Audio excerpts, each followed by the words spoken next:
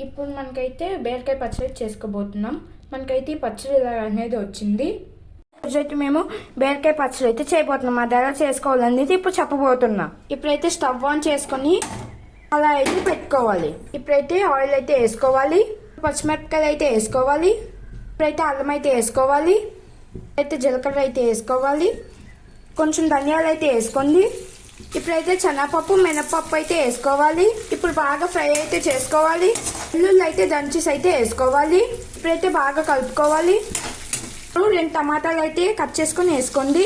బాగా కలుపుకుందాం. టమాటాలు వేసుకున్నా 2 మినిట్స్ తర్వాత ఫ్రై అయితే చేసుకోవాలి. ఫ్రై అయ్యాక బీరకాయ ముక్కలు అయితే వేసుకోవాలి. బీరకాయ ముక్కలు అయితే వేసుకోండి. ఇప్పుడు ఇటు అటు బాగా ఫ్రై అయితే చేసుకోండి. మీ రుచికి తగినంత ఉప్పు అయితే వేసుకోవాలి. చిటికెడు పసుపు అయితే వేసుకోవాలి. చింతపండుని వాష్ చేసుకొని మీ పచ్చడికి తగినంత వేసుకోండి. తీసిన చింతపండు అయితే వేసుకోవాలి. ఇప్పుడు అటు ఇటు కలుపుకొని ఫ్రై అయితే చేసుకోవాలి. ఫ్రై చేసుకున్నాక సిమ్ లో పెట్టి మూత అయితే పెట్టుకోవాలి. ఫ్రెండ్స్ ఇప్పుడైతే మూత తీసుకుని అయితే చూసుకుందాం. 10 నిమిషాలు అయితే మగ్గించుకోవాలి. స్టవ్ ఆఫ్ చేసుకున్నాక చల్లగా అయ్యాక మిక్సీ అయితే మనం పట్టుకోవాలి.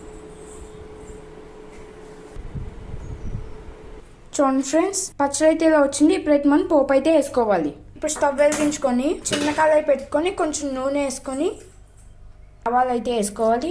కర్ర అయితే వేసుకోవాలి. పప్పు మినపప్పు అయితే వేసుకోవాలి. మిరపకాయలు అయితే వేసుకోవాలి.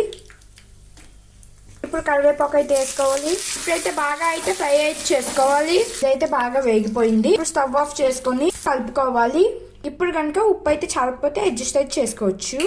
మాకైతే సరిపోయింది. అన్నంలోకైనా దోశలోకైనా రోటీల్లోకైనా ఇది సూపర్ గా ఉంటది. ఈ వీడియో కనుక మీకు నచ్చితే లైక్ షేర్ కామెంట్ సబ్స్క్రైబ్ చేసేయండి. Thank you.